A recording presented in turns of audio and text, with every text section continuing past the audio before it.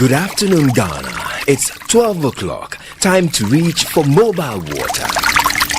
Mobile water, unique in every way. Citi Prime News at 12 midday. Update you on all the running stories and connect you to the newsmakers. Citi News.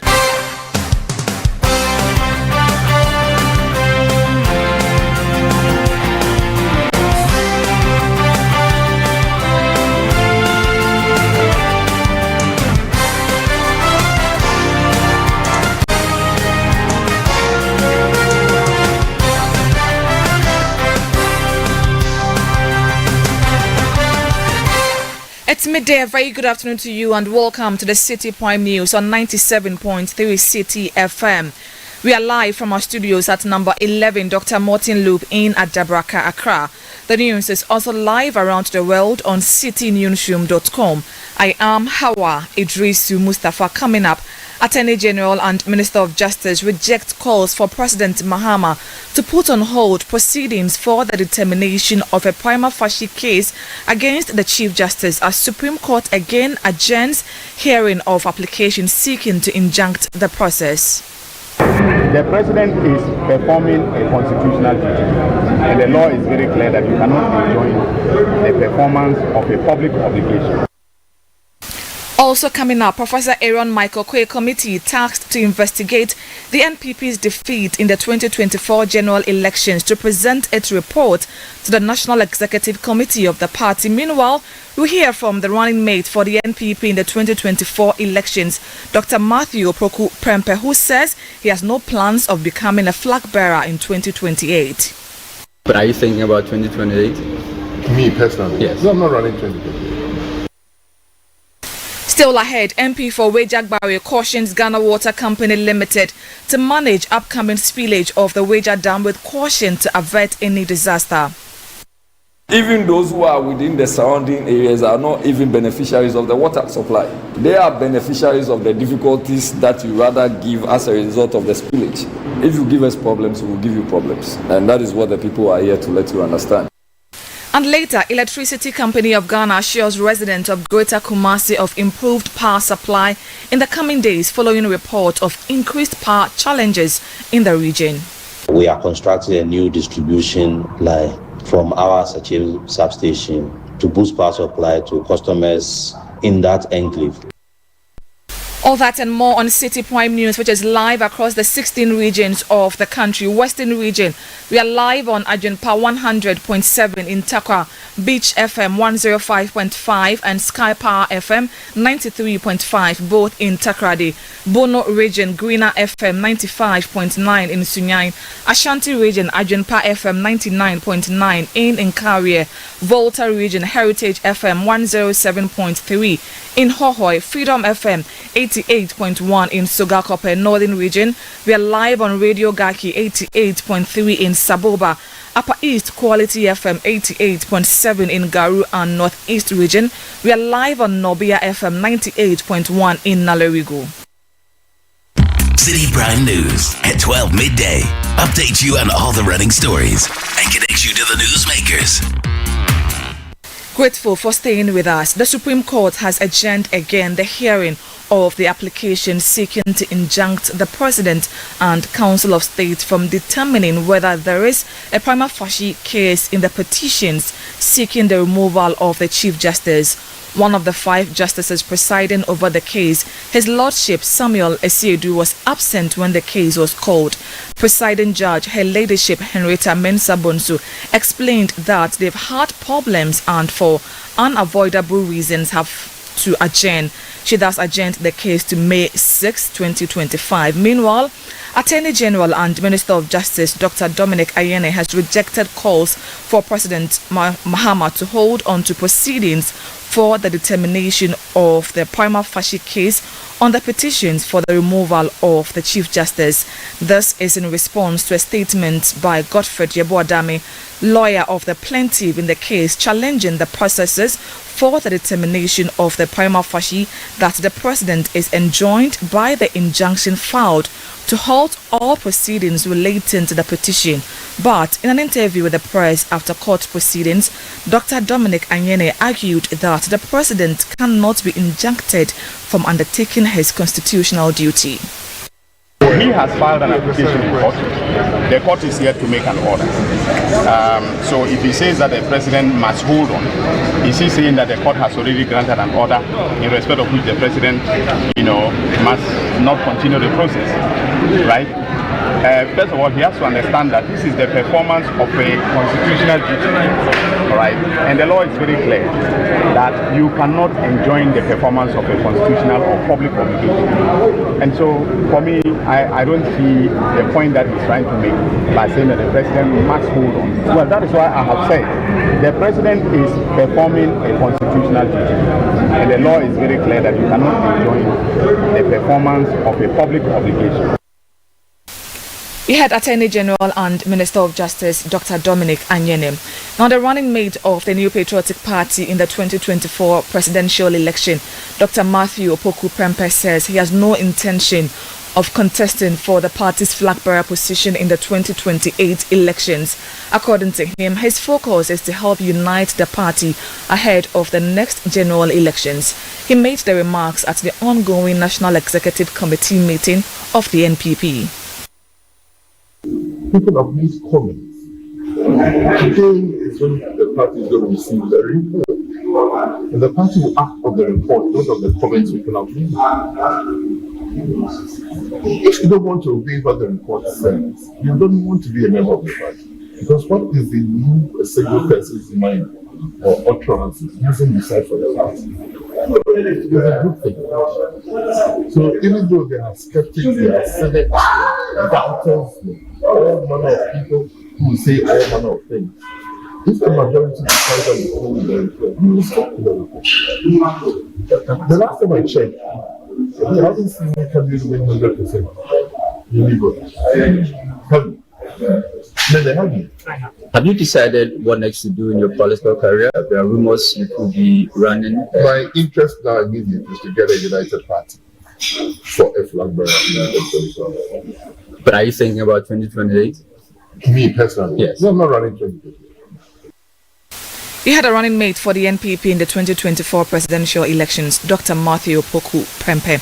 Meanwhile, the Professor Mike Aaron committee set up by the NPP to review its defeat in the 2024 general elections is expected to present its report at today's NEC meeting. Let's go live to the Lisa Hotel, where my colleague Charles Osukume is standing by. Charles, good afternoon to you. Thank you so much for your time.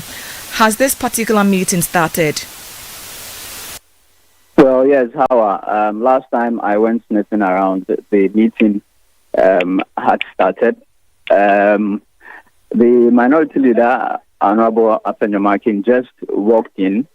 So the top brass of the party, including the former vice president who was running mate for the party in last year's election, his running mate for that election, Matthew Opoku Prempeh, chairman of the party, General Secretary, everybody who is anybody in the New Patriotic Party at the Alisa Hotel now, waiting for that report that was commissioned by the party to unravel the circumstances of that monumental electoral defeat in 2024.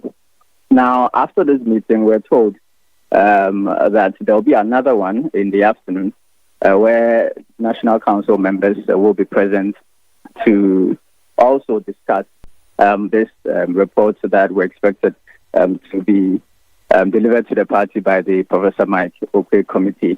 So we're waiting patiently. I have not seen Professor Mike Okwe himself here yet, but like I said, it's a crunch meeting. It's just about 2 hours since the advertised time for the meeting, which was 10 a.m. And hello, Charles. Unfortunately, we lost my colleague Charles Osukume on the line. But let's hear from the Deputy General Secretary of the NPP, Haruna Mohammed, who has called for action against Deputy National Communications Officer Ernest Owusu-Bempah for attributing the party's 2024 electoral loss to its flag bearer, Dr. Mahamudu Bawumia. party.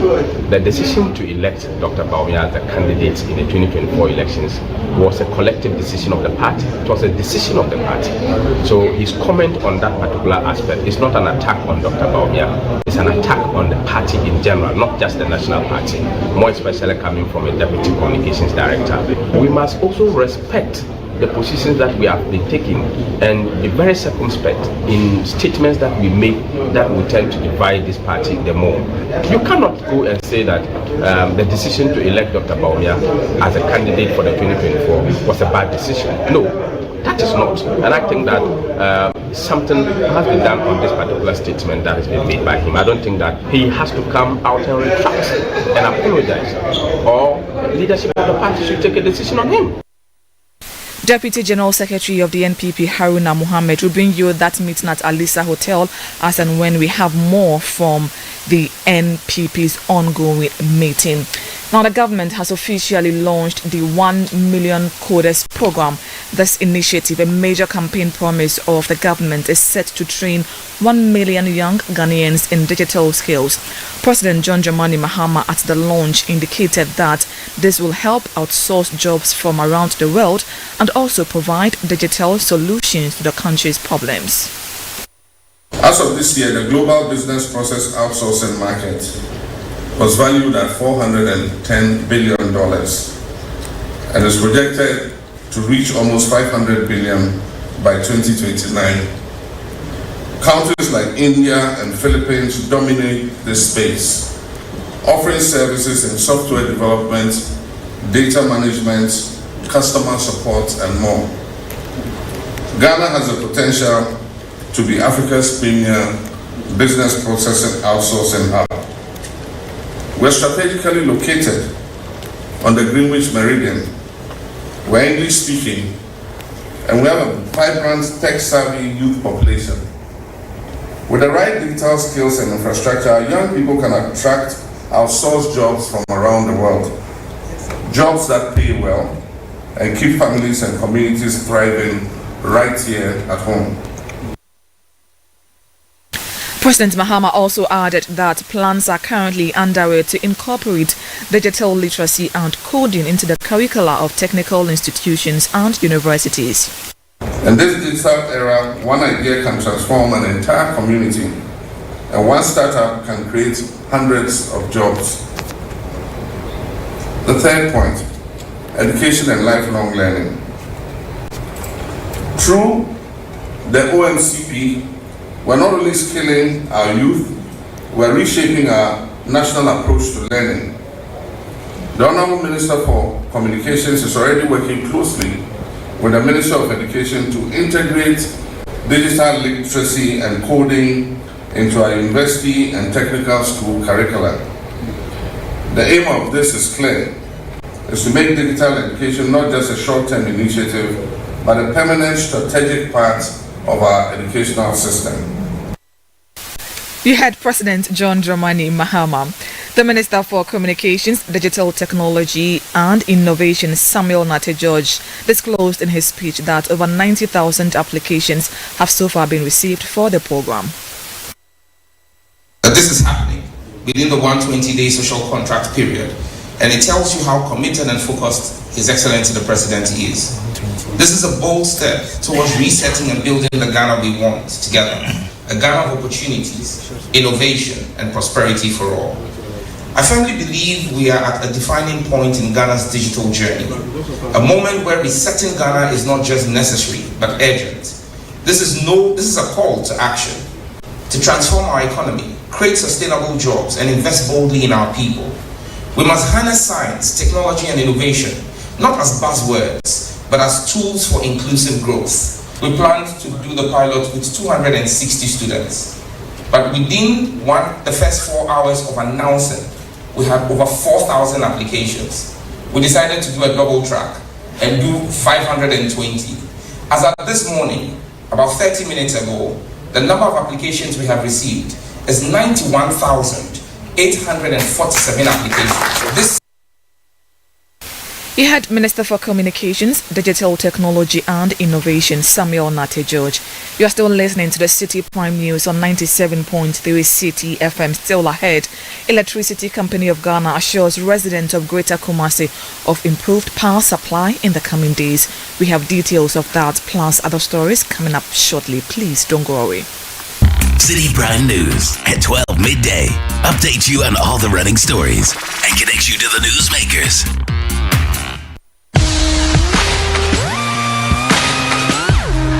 Looking for the latest buzz in Ghana's entertainment world? Welcome to Ghana Weekend, your ultimate destination for all things creativity and entertainment. Stay in the loop with breaking news, exclusive interviews, and then insider stories from your favorite creatives and stars. From music, movies, fashion and art, lifestyle and culture, Ghana Weekend brings it all together.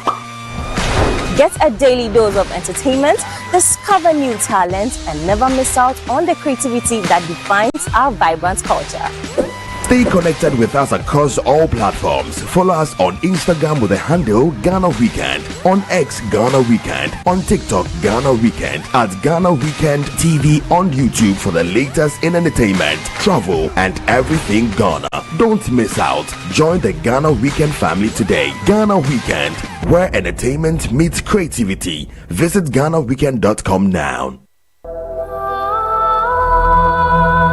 This Easter, be the light in a child's life. As we gather with family and share meals and beautiful moments this Easter, let us not forget the little ones who have no one, no mother's hug, no father's voice, no warm bowl of food to return to, no pencil to write their dreams with, no exercise book to call their own. They are orphaned, vulnerable, alone. But with your help, we can change that. Support the Easter Orphan Project and give these children some hope to hold on to.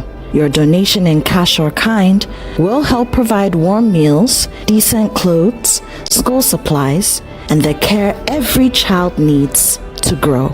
Because even the simplest things, soap, gari, clean bed sheets, a pair of sandals, these things cost more than many orphanages can bear on their own. How can you help? Send money via mobile money to 0550-900-006 or write a check to the Citi FM Foundation. You could also bring your donation to Citi FM behind the Adabraka Police Station. Visit www.citinewsroom.com or call 0550-900-006 or 0302-226-013 for more information. You can also give milk, sugar, bags of rice, toys, books, detergent, whatever you can share. Get together with your friends, involve your church, spread the word, because every child deserves more than survival. They deserve love, dignity, and a fighting chance at life. This Easter, let your kindness light up a child's life. Will you be that light? The Easter Orphan Project is powered by 97.3 Citi FM with support from Channel 1 TV.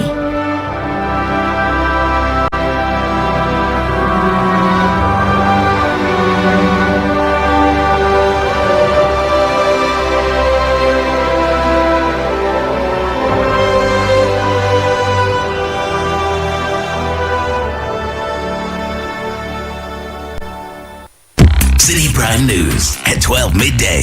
Update you on all the running stories and connect you to the newsmakers. Yeah, welcome back.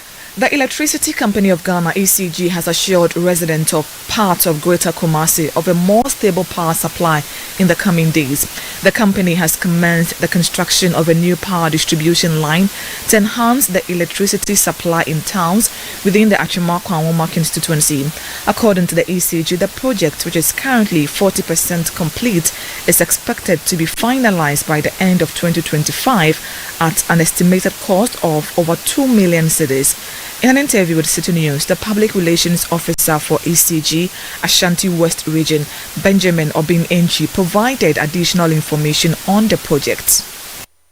We are constructing a new distribution line from our Citi substation to boost power supply to customers around Ahinima Kokobe, Trade, Hemai, Empowerment Number 1 and 2, Kutri, Pichi, Bebu, Ampetia, Bekwame, Bofredu, among other areas in that enclave. Currently, we have about 3 distribution lines from our Citi substation. We would want to add another one, be the 4th distribution line to improve power supply in the region. This project includes erecting 85 high-tension poles, 11 kV headgear, stringing new conductors, among other materials. We are doing this to ensure that our customers within that enclave enjoy stable power supply. We are aware that the growth of Kumasi is towards that enclave when we look at the major infrastructure springing up over there, and then the construction of the dual carriage over there as well, with people completing their buildings, setting up factories. We envisage that the load growth in that enclave will be significant, and as a company we want to take steps to get ahead to ensure that we meet the demands of our customers within that area. You heard the Ashanti West Regional Public Relations Officer for the ECG, Benjamin Obin-Enchi. The Chamber for Local Governance, Chalog, has strongly criticized recent comments made by the Mayor of Kumasi, Richard Ofoyi Ajiman, over his approach to enforcing assembly laws. Speaking at a press conference on Monday, April 14, the Mayor announced that the Kumasi Metropolitan Assembly would commence a 2-week decongestion exercise aimed at clearing all traders from pavement and roadside. He further issued a 2-week ultimatum to traders operating on pavement to vacate or face severe sanctions, including threats of corporal punishment. Speaking to Citi News, the president of the Chamber for Local Governance, Richard Fiadomo, expressed concern about the mayor's approach, stating that while MMDAs have the authority to undertake decongestion exercises, such actions must follow due process and involve all relevant stakeholders. For me, the mayor of Kumasi, I just feel that he doesn't even know the job he's supposed to come and do as mayor. I expected that since he came, he would have even waited for some orientation. He would have waited for a General Assembly meeting, because the way the assembly system works, it is a General Assembly that comes out with policy, sanitation policy. The General Assembly also gives a time frame and a framework with which the implementation should be done. So for a chief executive to warn people 2 weeks, give them notice, that is also fair. But to the extent that he's going to whip people if they do not leave the central business district, for me, I think that he has gone too far, he has gone overboard. But I will forgive him because he has not been given any orientation for the position he's occupying. He has not had any General Assembly meeting for the General Assembly meeting to give directive as to what should be done. He just came. I'm not too sure if he's even 1 week in office. He further stressed that effective local governance depends on public participation and that traders as key stakeholders should have been consulted. I will only advise him to tread cautiously, because the district assembly concept works with popular participation. So we have stakeholders of the assembly. Those traders that you are talking about, they are major stakeholders when it comes to assembly. So I was expecting that the first thing he is expected to have done was to call the leadership of the traders so that they now judge to see how best they can go about the decongestion exercise, not to hold a press conference and be threatening people with canes and other things. So, Mr. Mayor, please tone down. You have not been oriented. You've not had any General Assembly meeting to know how you are supposed to go. So start with popular participation. Let there be stakeholder dialogue. And then once you talk with the traders, you'll be able to find a common ground for this one. But for this issue of threats, I'm tempted to forgive you because, like I said, you've not had any orientation for the office that you're supposed to occupy. Richard Fiadomo is president of the Chamber for Local Governance. Now, still on this matter, a former MPP parliamentary candidate for Adentan, Akosua Menu, is calling for the immediate removal of the mayor of Kumasi, Richard Ofoyi Ajiman. Speaking on Channel 1 TV's Breakfast Daily program, Akosua Menu stated that physical assault has no place in governance and should not be tolerated. We can understand the challenge that the mayor has. What I do not understand is that somebody put into a leadership role can't stand in front of people to warn or to threaten that physical assault will be a given when all else fails. And I'm shocked to hear that when he was called, he reiterated the position that yes, indeed, he will lash them. He's assumed the position in 2 weeks. Truth be told, he should have been the shortest serving appointee in this government. Upon hearing that he had repeated physical assault as a likely punishment to deter hawkers, the president should have called the chief of staff that withdraw this gentleman immediately. In no way in our governance should that be tolerated. Former NPP parliamentary candidate for Adentan Akosua Amenu, meanwhile a member of the National Democratic Congress Legal and Communications team, Victor Kojoga Adawudu, has advised the mayor of Kumasi to engage traders in finding alternative solutions to the decongestion exercise.